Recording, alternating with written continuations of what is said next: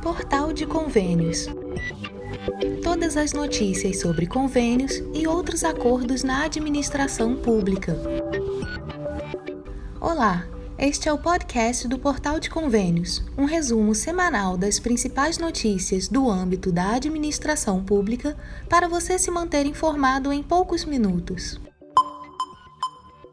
Desvendando o selo Cidade Cidadã, 5 benefícios para estados e municípios.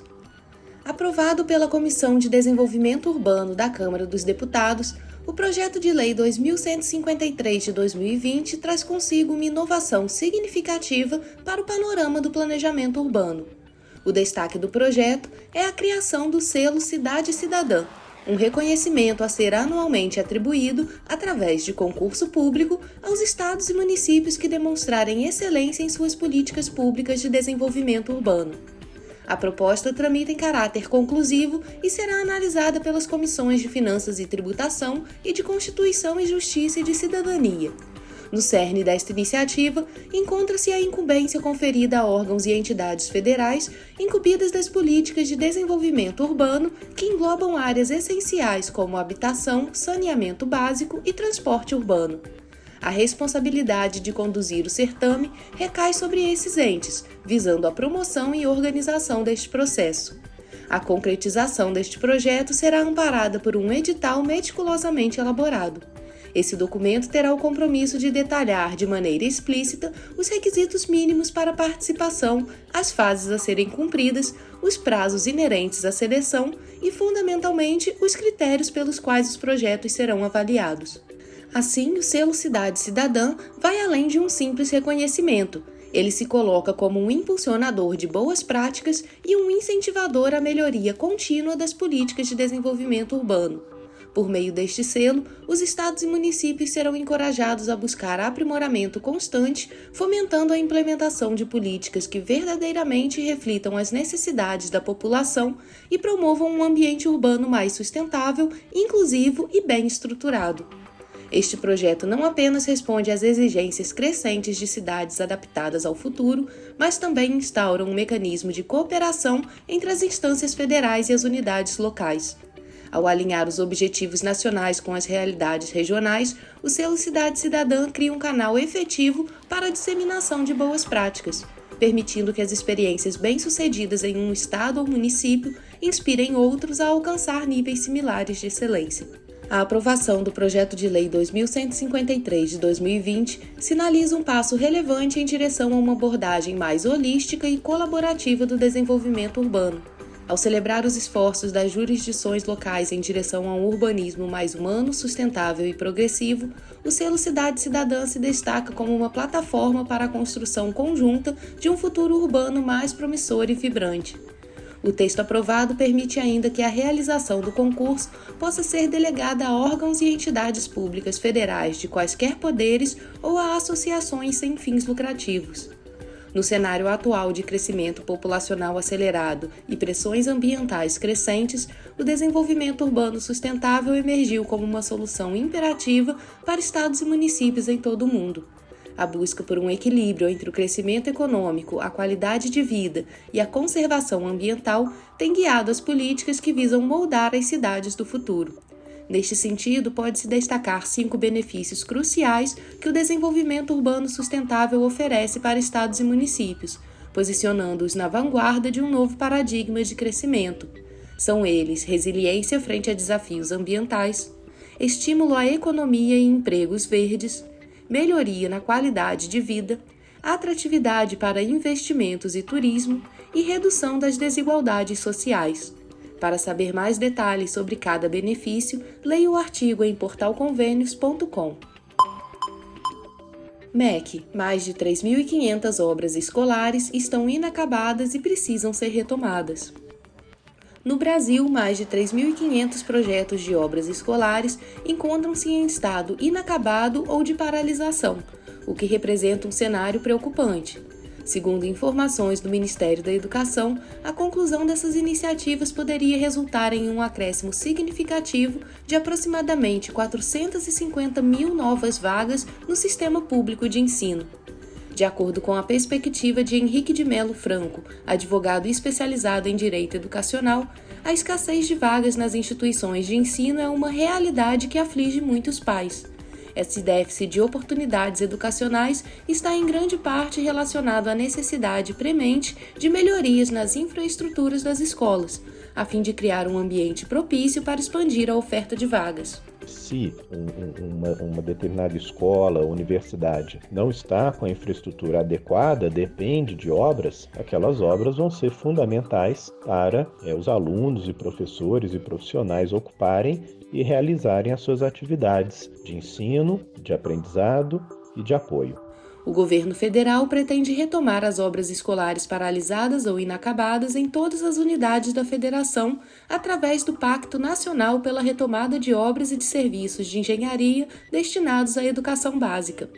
Estados e municípios terão prazo até o dia 10 de setembro para aderir ao programa. O investimento previsto é de quase 4 bilhões de reais entre 2023 e 2026. O advogado especialista em direito administrativo com atuação no setor de infraestrutura, Rafael Moreira Mota, explica que infraestrutura engloba diversas áreas, como saneamento, transporte, energia, saúde e educação. O cidadão diminui o tempo que passa para se deslocar entre o trabalho e sua residência, podendo, consequentemente, dedicar-se aos estudos, a se aperfeiçoar e praticar atividades culturais. Ou seja, toda a sociedade ganha com investimentos em infraestrutura.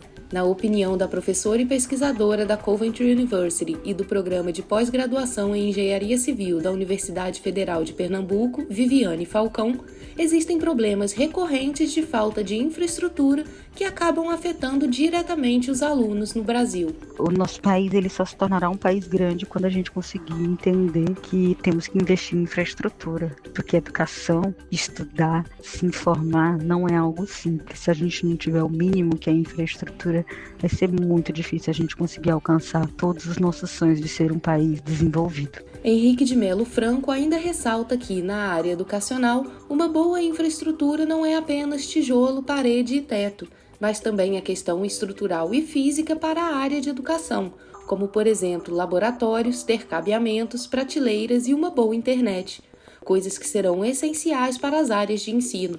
Para que o governo consiga dar continuidade às obras, os estados e municípios precisam manifestar interesse e realizar os procedimentos descritos na Portaria Conjunta MEC-MGI-CGU número 82, de 10 de julho de 2023, que detalha os critérios de priorização. Lá constam todas as etapas para a retomada e conclusão das obras e projetos de engenharia da educação básica. Em caso de dúvidas, os gestores podem agendar atendimento individualizado pelo balcão virtual do Fundo Nacional de Desenvolvimento da Educação. O saldo das obras será atualizado seguindo o Índice Nacional de Custo da Construção. Até o momento, 33% das obras já foram registradas no Sistema Integrado de Monitoramento, Execução e Controle do Ministério da Educação, o CIMEC. Os estados com o maior número de obras que podem ser retomadas são Maranhão, 609 obras, Pará, 492, Bahia, 381, Ceará, 248 e Minas Gerais, 204 obras. Saiba como ficará o processo de fiscalização das emendas especiais. As emendas parlamentares especiais, conhecidas também como transferências especiais, estabelecidas pela Emenda Constitucional número 105 de 2019 e que tem como destino estados e municípios, serão agora submetidas a um aprimorado processo de fiscalização. O Tribunal de Contas da União, o TCU, está atualmente elaborando uma instrução normativa que irá regular essa fiscalização. Com a publicação iminente dessa normativa, o TCU estará habilitado a exercer um controle mais eficaz sobre os repasses. É notável observar que esses repasses aumentaram substancialmente, passando de 600 milhões em 2020 para aproximadamente 7 bilhões no corrente ano. César Lima, assessor especializado em orçamentos, esclarece que, desde sua implementação em 2020, as transferências especiais já possuíam uma previsão de serem submetidas à fiscalização pelos tribunais de contas. Isso engloba tanto o TCU quanto os tribunais de contas estaduais e municipais. né? Se até agora não foi, realmente aí é uma falha, né, nas instituições de controle, mas elas já deveriam, desde o primeiro ano de sua implementação, que foi 2020, né, estar aí verificando as condicionantes. Essa normativa que eles estão pensando aí agora em baixar, né, deve ir nesse sentido, né, do TCU acompanhar essas determinantes, né, que já estão na Constituição, e eles vão ter que conversar aí com os TCS, com os TCMs, para trocar informações sobre a boa aplicação desses recursos, né. No caso aí, os municípios, que são a grande maioria dos entes que recebem essas transferências especiais, devem contas aos TCS e aos seus TCMs. Transferências especiais são recursos provenientes de emendas indicadas de forma individual por parlamentares, direcionadas a municípios e estados, mas sem uma destinação restrita. Isso significa que esses recursos podem ser aplicados em uma variedade de projetos, tanto para investimentos quanto para despesas operacionais, sem a obrigação de vincular sua execução a acordos prévios, como convênios ou contratos de repasse. A solicitação para a obtenção de uma emenda especial é iniciada pelo próprio município, que estabelece uma comunicação direta com os parlamentares representantes do seu estado, ou seja, os deputados federais e senadores. Esse processo de solicitação tem início após a aprovação do orçamento para o exercício do ano seguinte e se diferencia pelo fato de não necessitar da elaboração de um projeto específico para se concretizar.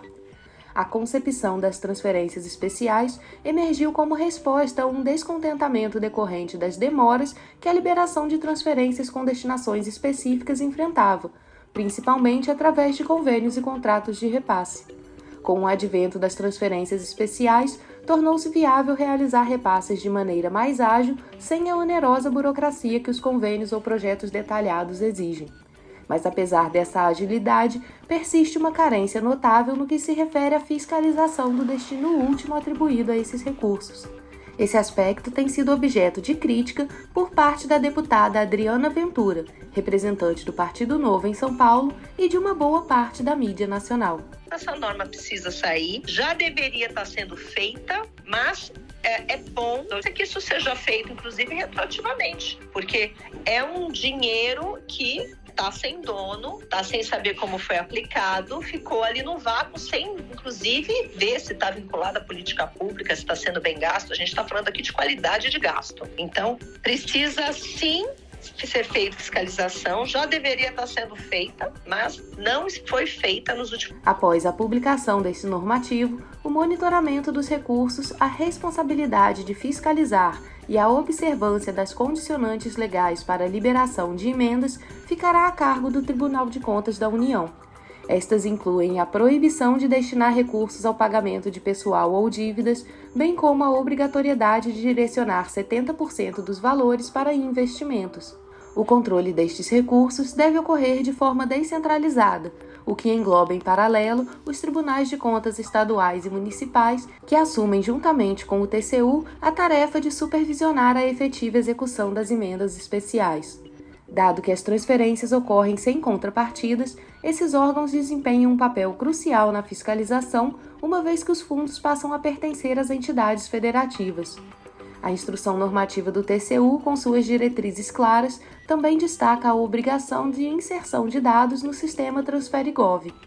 Um acordo de cooperação técnica está previsto para ser estabelecido entre o TCU, a Controladoria Geral da União e os Tribunais de Contas de Estados e Municípios, facilitando a troca de informações e fortalecendo a colaboração entre essas entidades. CIAF, conheça as 60 prefeituras brasileiras afetadas com bloqueio do FPM. O bloqueio no recebimento do Fundo de Participação dos Municípios, o FPM, decorre da inclusão das prefeituras na relação de limitações dentro do CIAF, o Sistema Integrado de Administração Financeira do Governo Federal, um sistema centralizado que agrega em sua plataforma todas as informações pertinentes às atividades orçamentárias, patrimoniais e financeiras da União Federal. No total, há atualmente 60 prefeituras brasileiras que enfrentam restrições no recebimento de recursos federais, incluindo os repasses do renomado FPM, a principal fonte de financiamento para vários municípios em todo o país. No tocante ao ranking, destacam-se os estados do Rio Grande do Sul e Goiás, ambos com 7 municípios bloqueados. Contudo, é importante salientar que essa classificação desfavorável abrange também estados como Rio de Janeiro, Minas Gerais, Bahia, Ceará, Piauí, Alagoas, Pará, Mato Grosso do Sul e Tocantins. Esse cenário reforça a necessidade de um gerenciamento financeiro transparente e responsável por parte das administrações municipais, visando assegurar a fluidez dos recursos e o desenvolvimento sustentável das cidades. De acordo com a Confederação Nacional dos Municípios, a CNM, os principais motivos para uma prefeitura entrar na lista do CIAF são ausência de pagamento da contribuição ao Programa de Formação do Patrimônio do Servidor Público, o PASEP, dívidas com o Instituto Nacional do Seguro Social, o INSS, débitos com a inscrição da dívida ativa pela Procuradoria-Geral da Fazenda Nacional e falta de prestação de contas no Sistema de Informações sobre Orçamento Público em Saúde, o CIOPS. Na semana passada, a CNM realizou o evento com mais de 1.000 prefeituras em Brasília, onde debateram o projeto de reforma tributária que tramita no Congresso Nacional. Na ocasião, o presidente da entidade, Paulo Zielkowski, revelou que mais da metade dos municípios do Brasil está operando no vermelho e correm o sério risco de terem as contas rejeitadas. Ele observou que há uma progressão quase que contínua no déficit público, ou seja, os municípios estão arrecadando cada vez menos e a despesa aumentando cada vez mais. O custeio é o principal elemento que detona essa crise e a despesa de pessoal.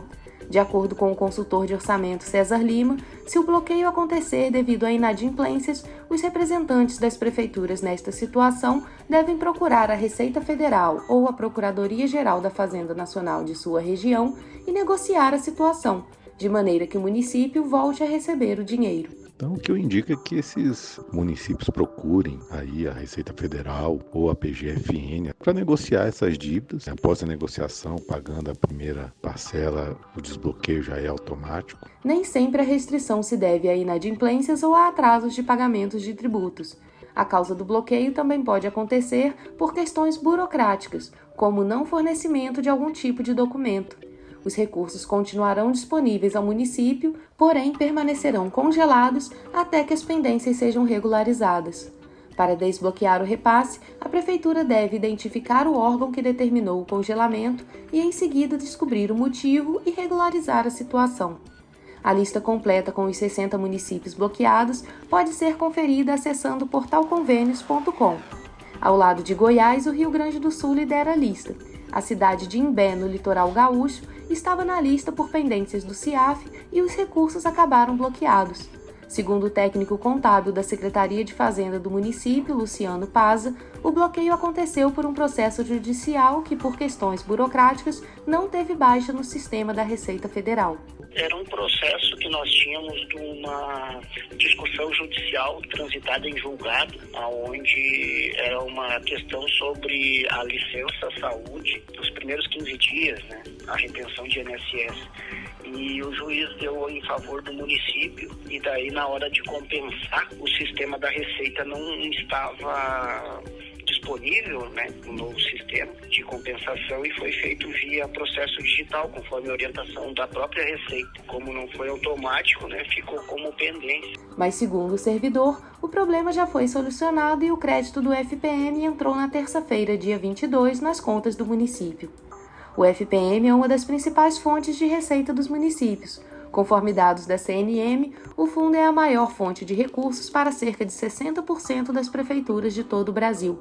O dinheiro é fundamental principalmente para as prefeituras de cidades menores e mais pobres e serve para manter a folha de funcionários em dia, além de pagar despesas com saúde e saneamento básico. Quando cai a arrecadação, a maioria dos gestores municipais enfrenta grandes dificuldades para manter as contas em dia. Fundeb, seu município está habilitado para a complementação VAAT 2024? O Tesouro Nacional e o FNDE anunciaram uma lista prévia dos entes desabilitados a receber a complementação VAAT do Fundeb para o ano de 2024. Conforme estipulado pela legislação que regulamenta o Fundeb, é imprescindível que somente os entes que fornecerem informações e dados contábeis, orçamentários e fiscais poderão receber a complementação VAAT. É relevante destacar que o procedimento de preenchimento e envio dos dados orçamentários, contábeis e fiscais por parte do ente não é um requisito novo ou introduzido apenas pelo novo Fundeb.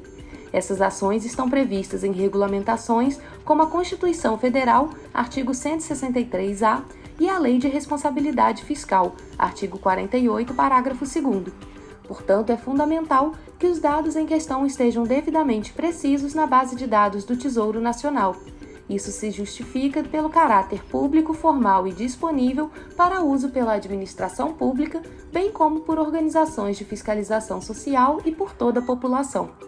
Mantendo a regularidade dos seus registros, os entes podem garantir a obtenção dos recursos destinados ao desenvolvimento educacional.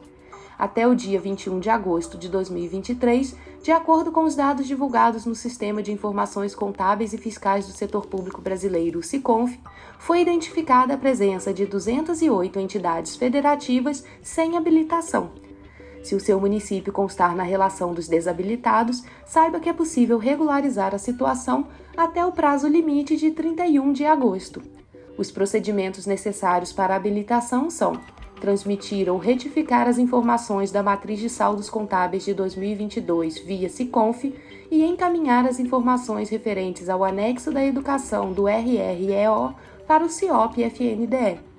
A falta de ações corretivas para resolver as pendências pré-detectadas resultará na não habilitação dessas entidades para receber a complementação VAAT no ano de 2024. Vale ressaltar que a responsabilidade pela precisão e veracidade dos dados enviados ao SICONF recai sobre os estados, o Distrito Federal e os municípios. Portanto, essa análise preliminar serve apenas como um indicativo de pendência, sujeita a confirmação em uma avaliação definitiva subsequente. Da mesma forma, a ausência de um ente específico, seja Estado, Distrito Federal ou município, na lista anexa, não implica sua habilitação automática. A avaliação final para determinar quais entidades serão habilitadas para o cálculo da complementação VAAT ocorrerá na data de referência em 31 de agosto do ano subsequente ao exercício ao qual os dados foram submetidos. Além disso, é essencial enfatizar que a habilitação do ente é apenas um pré-requisito para a apuração das informações do VAAT. Em outras palavras, a habilitação não garante automaticamente o recebimento da complementação VAAT pelo ente beneficiado. Para consultar a lista atualizada dos entes desabilitados, acesse portalconvênios.com. Você ouviu mais um podcast do Portal de Convênios, te atualizando sobre projetos, prazos e ações em administração pública. Continue se informando em nosso site portalconvênios.com. Até a próxima!